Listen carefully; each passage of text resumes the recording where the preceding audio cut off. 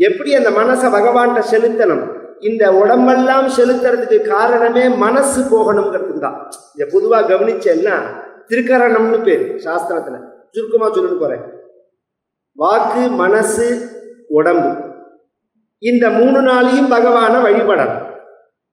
இந்த உடம்புனாலையும் வாக்குனாலையும் வழிபட்டாலும் மனசு வழிபடாது. உடம்பை செய்ய விட்டுட்டு மனசு வெளியில போயிடும். வாயை சொல்ல விட்டுட்டு மனசு வெளியில போயிடும். காது கேட்டுட்டே இருக்கும் கதை, மணி 8 ஆயிடுதே, இவர் எப்போ முடிப்பார், சாப்பிட்டு ஆற்றுக்கு போயாகணுமேன்னு தோணும். மனசு அதில் போயிட்டே இருக்கும். காதை கதை கேட்குற மாதிரியே இருக்கும். ஒன்று செய்யறதவே மனசு இன்னொன்னுல போய் நிற்கும். அது ஏன் அப்படின்னு சொன்னால் அது சுபாவம், அதோட சுபாவம் அது. இதை நாம பழக்கினாதான் மனசும் நம்ம கட்டுப்பாடுக்குள்ள வரும்.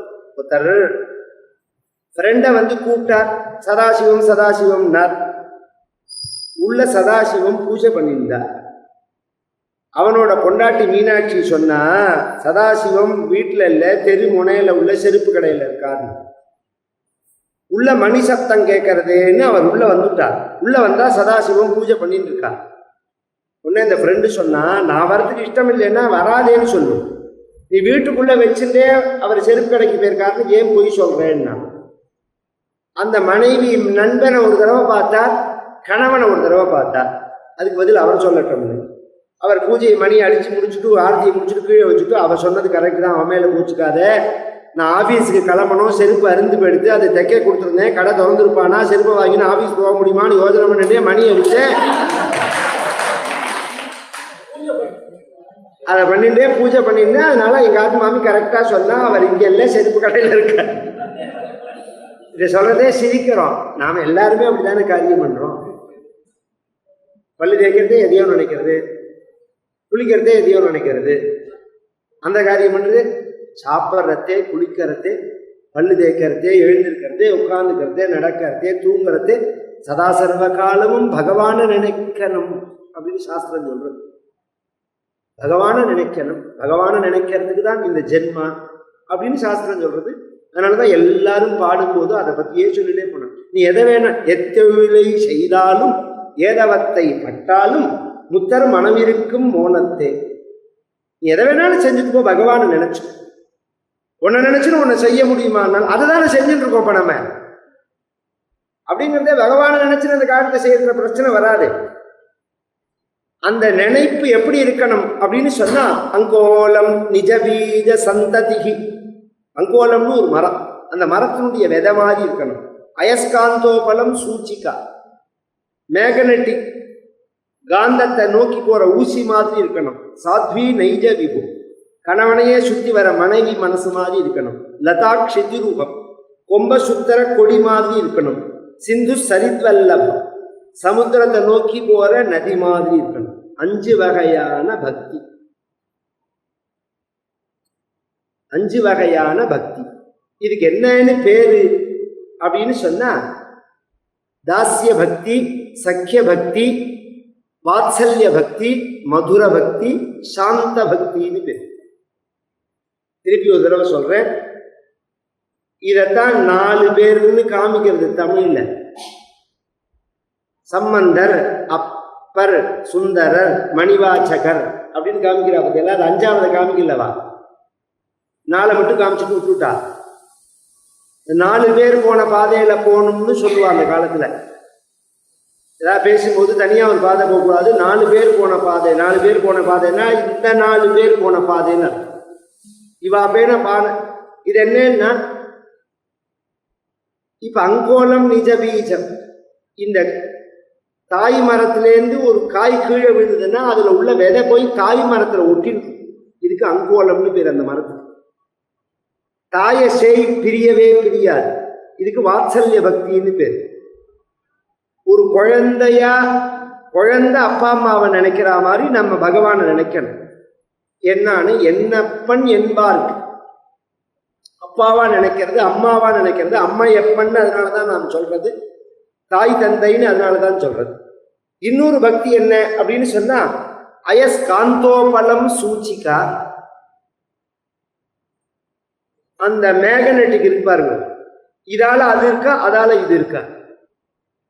இரும்புனால காந்தத்தினால ஊசி இழுக்கப்படுறதா, ஊசி இரும்பா இருக்கிறதுனால காந்தத்தினால கவரப்படுறதா? அது சொல்லவே முடியாது. ஏன்னா மேக்னெட்டிக்னால இழுக்கப்படும்னா மேக்னெட் எல்லாத்தையும் இழுக்க வேண்டியதானே. ஏன் அயசுங்கன்னா இரும்புன்னு அர்த்தம், அதை மட்டும் இழுக்கணும். அப்போ ஒண்ணுக்கு ஒண்ணு ஈர்ப்பு தன்மை இருக்கு. அது மாதிரி உள்ளதுக்கு சக்கிய பக்தின்னு பேர். இவன் என்னோட சகா. வாத்சல்ய பக்தியா பண்ணினவர் சுந்தர ஞான சம்பந்தர். இந்த பாலை கொடுத்தது யாருனால் வீடுடைய பெருமான் பெம்மான் இவன் அன்றே எங்க அப்பா அம்மா அப்படின்னு அவர் காமிச்சதுனால பகவானோட, இன்னும் சொல்ல போனா பகவான் சம்பந்தர குழந்தைன்னு சொன்னதுனால, சம்பந்தர் பகவான குழந்தை அப்பான்னு சொன்னதுனால ஆளுடைய பிள்ளைன்னு பெயர் உடைய அவர் பகவானோட பந்தம் வச்சிருந்ததுனால சம்பந்தர்னு ஆனார். உறவு வச்சிருந்ததுனால இது எங்க அப்பா அம்மா அப்படிங்கிறதுனால. பகவானோட நட்பு வச்சிருந்ததுனால சுந்தரமூர்த்தி நாயனார் தம்பிரான் தோழன்னு பேர். அவர் தியாகராஜாவோட நண்பர். அவர் வரானே, சுந்தரா உமக்கு எம்மை தந்தோம்னா பகவான். திருவாரூருக்குள்ள அவர் வரும்போது இவர் யார் தெரியுமா அப்படின்னு பக்தர்கள்ட்ட சொல்லும் போது என் தோழன்கிறார் தியாகராஜ சுவாமிகள். சொன்னது மட்டும் இல்ல, சுந்தரா உமக்கு எம்மை தந்தோம். பகவான் தன்னை தரான். அதனாலதான் மணிவாசகர் ஒரு இதுல கேட்கிறார், தந்தது உன் தன்னை கொண்டது என் தன்னை சங்கரா ஆட்கொலோ சதுரல் அந்தம் ஒன்றில்லா ஆனந்தம் பெற்றேன் யாது நீ பெற்றது ஒன்று என்பால். ஒன்னை எனக்கு கொடுத்துட்டு என்ன நீ வாங்கிட்ட, ஒன்னை நான் வாங்கிட்டதுனால எல்லை இல்லாத ஆனந்தத்தை அடைஞ்ச, என்ன நீ வாங்கிட்டதுனால என்ன அடைஞ்சேன்னு கேட்டார். என்ன ஒரு அழகான ஒரு பாவம். ஆர்கொலோ சதுரர். அப்ப நான் கட்டிக்காரனா நீ கட்டிக்காரனா? சதுரன்னா கட்டிக்காரன்னு அர்த்தம். நான் கட்டிக்காரனா நீ கட்டிக்காரன். இதுக்கு தாசிய சக்கிய பக்தின்னு பேர். லதாக்ஷிதி ரூபம், கொம்பு கொடிய சுத்திக்கிறது. அங்கோலம் நிஜபீஜத்துக்கு அயஸ்காந்தோபலம் சூச்சிகா சாத்வி நைஜ விபு. மூணாவது மகாபதிவிரத்தை பர்த்தாவை ஆசிரியிச்சிருக்கிற மாதிரி. இங்க நாதி இல்லைன்னு அர்த்தம் இல்லை. எல்லாருமே அப்படி புரிஞ்சுதான் அதை நாசம் பண்ணிவிட்டோம் அந்த வாழ்க்கையை. வேற கதி கிடையாதுன்னு கணவனை விட்டு போகாம இல்லை. இன்னைக்கு வேணா நீங்க நடிப்புல உள்ள அந்த படையெடுப்புக்கும் உள்ள பிரச்சனையினால வேணா சொல்லலாம். வேற ஆதி காலத்துல சீதையே கொண்டு காட்டுல விட்ட உடனே ராமோ தெய்வதமிதிங்கிறான். மாதா தாசரதிகி பிதா ரகுபதிகி பிராதா புருஷம் ராகவா. எனக்கு யாரடா தெரியும் லக்ஷ்மணான்னு கேட்டான். எனக்கு யார தெரியும், எல்லாமே எனக்கு ராமன் தானே, எனக்கு தெய்வமே ராமன் தானே. அப்படி சொன்னவள் லக்ஷ்மணா நீ கவலைப்படாதே, உன்னோட நான் வந்துருவேன்னு நினைக்காதேன்னு. என்னை கொண்டு என்னை எப்ப வேண்டான்னு அவன் தீர்மானம் பண்றானோ அப்புறம் நான் எப்படி வருவேன்னு, நான் வந்துருவேன்னு நினைக்கிறேன். நான் என்ன பூனை குட்டியான்னு கேட்கிறா, விட்ட இடத்துக்கே வரது. நான் வரமாட்டேன், அதனால அவர்கிட்ட போய் சொல்லு, என்னை கொண்டு காட்டுல விட்டாரே, ஒரு ஜட்ஜ்மெண்ட் பண்ணி அந்த ஜட்ஜ்மெண்ட் சரியான்னு நான் கேட்டேன்னு கேளு அப்படின்னு ஒரு கேள்வி கேட்கிறாள். அறுக்கிறது ராமனுக்கு ஜென்மா முழுக்க அந்த வார்த்தை. வாச்சியஸ்துவயா மத்வச்சனாத் சராஜா வண்ணம் விசுத்தா. ஒரு ஜட்ஜ்மெண்ட் சொல்றதா இருந்தா ஒன்னும் பார்த்ததா இருக்கணும் அல்லது கேட்கணும். கேட்கறத காட்டிலும் பார்க்கறதுக்கு ரொம்ப விசேஷம், அதையும் காட்டிலும் விசாரிக்கிறது ரொம்ப விசேஷம். நான் கெட்டவன்னு யாரோ ஒருத்தன் துணி துவைக்கிறவன் சொன்னான்னு ஒத்தன் சொன்னதை கேட்டு என்னை கொண்டு காட்டுல விட்டா. ஆனா நான் உத்தமிங்கிறத நான் அக்னியில இறங்கின போது அக்னி பகவானே கொண்டு வந்து நிரூபிச்சதை கண்ணால பார்த்ததை நம்பாம எவனோ சொன்னான்னு எவனோ சொன்னதை கொண்டு கேட்டுன்னு என்னை கொண்டு காட்டுல விட்டு ஒரு ஜட்ஜ்மெண்ட் பண்ணாரே, அந்த ராஜாவான ராமர்கிட்ட போய் கேளு நான் கேட்டேன்னு. இப்படி நீங்க தீர்ப்பு சொன்னது அயோத்திங்கிற அந்த நகரத்துல சூரிய வம்சத்துல பிறந்தேலே அந்த பிறப்புக்கு அழகா, வசிஷ்டர்கிட்ட படிச்ச படிப்புக்கு அழகான்னு கேட்டேன்னு கேளு. சூரிய வம்சத்துல பிறந்த பிறப்புக்கு அழகா, வசிஷ்டற்ற படிச்ச படிப்புக்கு அழகான்னு கேட்டேன்னா அந்த அளவுக்கு அப்படி கம்பீரமா இருந்த ஸ்திரீக்கள். அதனால நீங்க பேடுன்னு நினைச்சிட வேண்டாம். ஆனா அதை தாண்டி குலசேகர ஆழ்வார் சொல்றார், கண்டார் இகழ்வனவே காதலன் தான் செய்திடனும் கொண்டானை எல்லால் அறியா குலமகள் போ. ஒரு சின்ன உதாரணம் சொல்றேன். நம்ம மாத்திர வேலை செய்யற அந்த வேலைக்கார அம்மா இருக்கா பத்தியில, அந்த அம்மாவை பார்த்தையில தினம் லேட்டா வருவோம். ஒவ்வொரு நாளைக்கும் ஒரு காரணம் சொல்லுவோம். இன்னைக்கு பிடிச்சிட்டு வந்தான், அவன் படுத்துட்டு வந்தான், இது பண்ணிட்டு வந்தான், பிரச்சனை பண்ணான், என்னை அடிச்சா போனா வந்தான், எல்லாத்தையும் சொல்லுவேன். 5-6 குழந்தைகள், உனக்கு தான் இப்படி இருக்கே, அவனை வேண்டாம் விட்டுடு, போலீஸ்ல கம்ப்ளைண்ட் பண்ணுன்னா அந்த அம்மா கேட்க, அதெல்லாம் எப்படி, அதெல்லாம் பண்ணுவேன்னா அப்படின்னு கேட்பேன். இன்னைக்கு உள்ள வாழ்க்கையை சொல்றேன், நான் சொல்றது ஒரு 20 வருஷம் முன்னாடி சொல்றேன். இவ சம்பாதிச்சுதான் அவனுக்கே சாப்பாடு போடுறான். ஒரு ஆச்சரியம். இவ சம்பாதிக்கிற பணத்தை தான் பிடிக்கி அவன் குடிச்சிட்டு வரான். ஆனா அவனை நான் விடமாட்டேன். அந்த தேவதா பாவம்.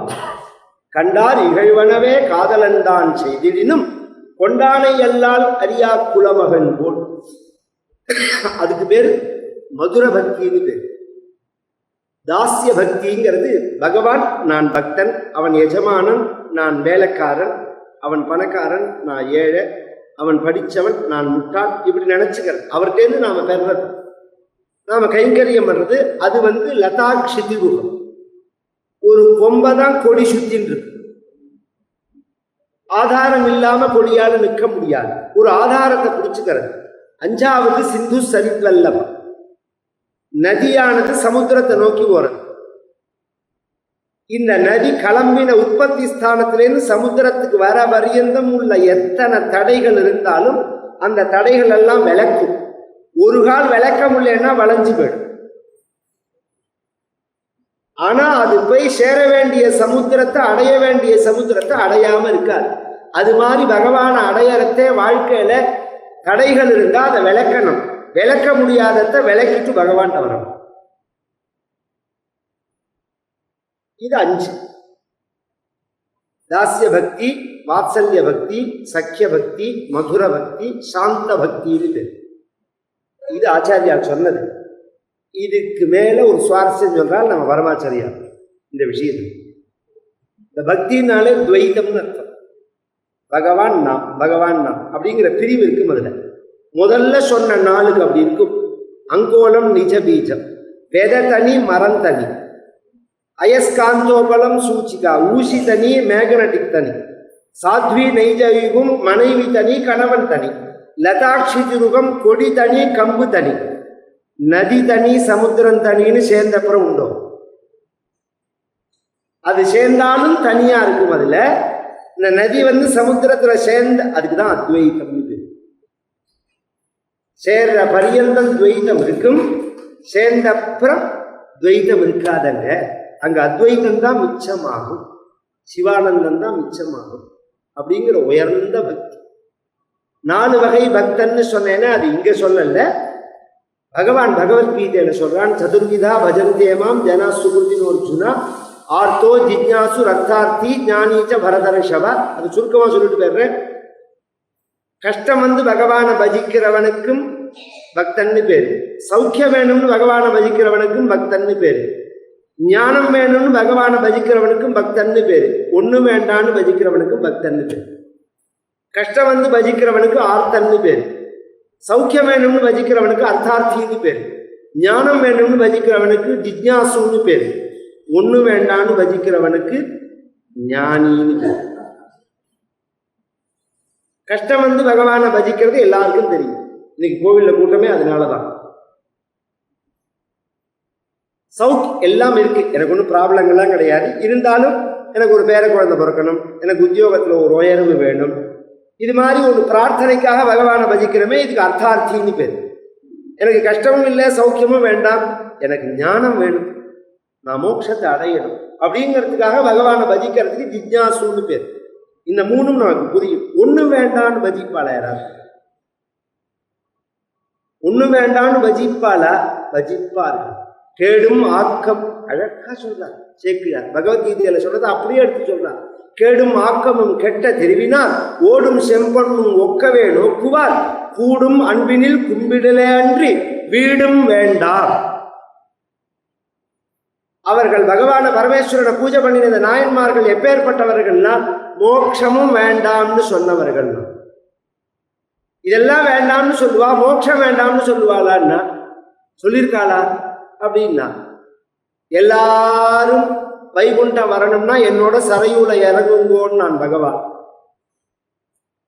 ஆஞ்சநேயர் அப்படியே நின்றுட்டார். எல்லாரும் புற்பா முதலா புல் எறும்பாதி ஒன்றின்றியே நற்பால் அயோத்தியில் வாழும் சராச்சரம் எல்லாம் நற்பாலுக்கு உயிர்த்தனன் நான்முகன் பெற்ற நாட்டுளே அப்படிங்கிறார் அழ்வார். கற்பார் ராமபிரானை எல்லால் மற்றும் கற்பரோங்கிற பாசுரத்துல சொல்லும் போது புற்பா முதலா புல் எறும்பாதி ஒன்றின்றிய ஒண்ணு மிச்சம் கிடையாது. எங்க தாத்தா சொல்லுவார், மொசுக்கட்டை மரவட்டை நந்தியாவட்டை செம்பருத்தி எல்லாம் வைகுண்டம்னா. எல்லாம் பரிணாம வளர்ச்சியில எப்ப மனுஷனாகி அதுக்கப்புறம் எப்ப சித்த சுத்தி அடைஞ்சு எப்ப ஞானத்தை அடைஞ்சு எப்ப மோட்சத்தை அடையிறது ஜாக்பாட் மாதிரி ஒரே நாள்ல பகவான் தூக்குறேங்கிறான். அதனால எல்லாம் இறங்கி கொடுத்தோம். ஆஞ்சநேயர் மட்டும் நிற்கிறார். நீ வரலையானால் எனக்கு வைகுண்டம் வேண்டாம்னா. ஏ பாவோ நான் எத்திர கச்சதி, நீங்க வைகுண்டத்துல இப்படி இருப்பேலான்னா. இப்படின்னா எப்படி? சிரமுகுட்ட குண்டல திலகச்சாரு உதார அங்க விபூஷணம் ஆஜானுபுஜ சரச்சாபதர சங்கிராமஜிதகர.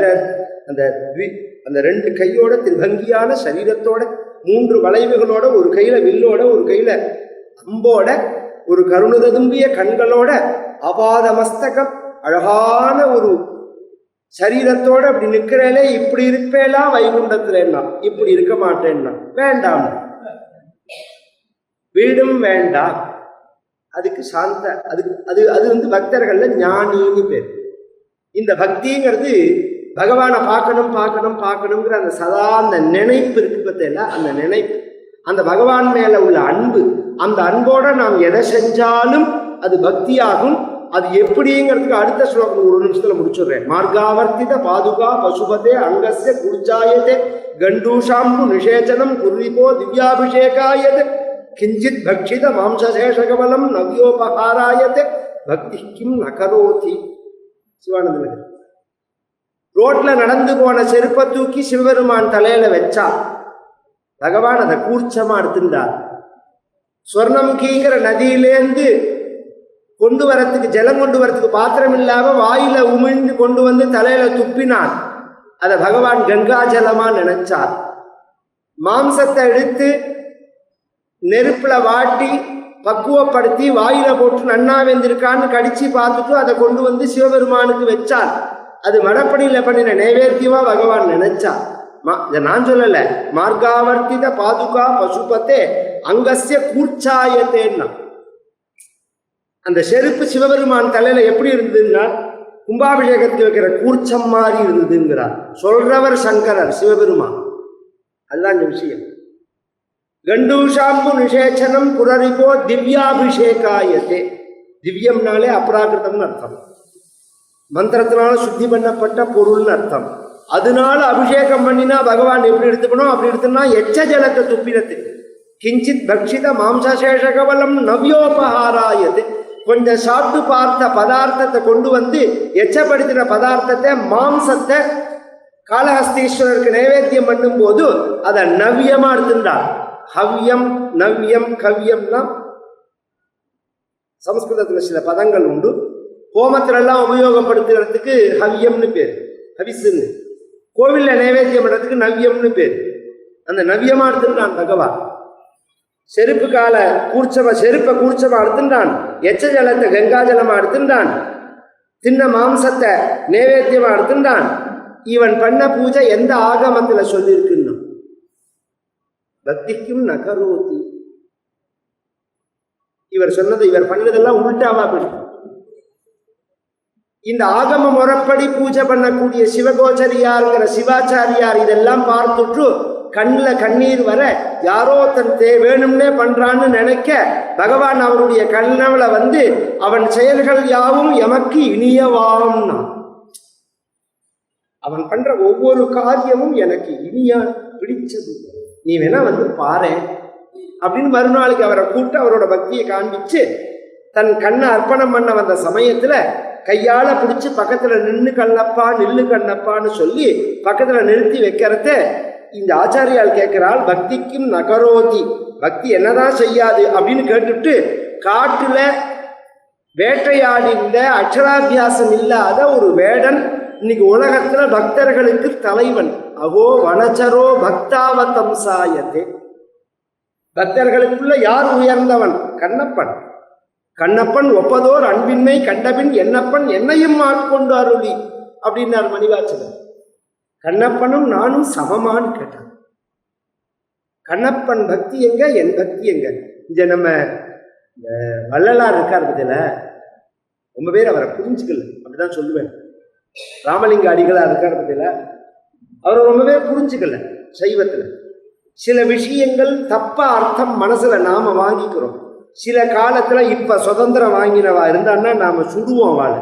இப்ப தேசம் உள்ள நிலைக்கு இதுக்காயா சுதந்திரம் வாங்கி கொடுத்த அவன் கொள்ளையடிக்கிறதுக்கு அப்படின்னு அவன் சுதந்திரம் வாங்கினதே தப்புன்னு அர்த்தமா? அப்படி கிடையாது.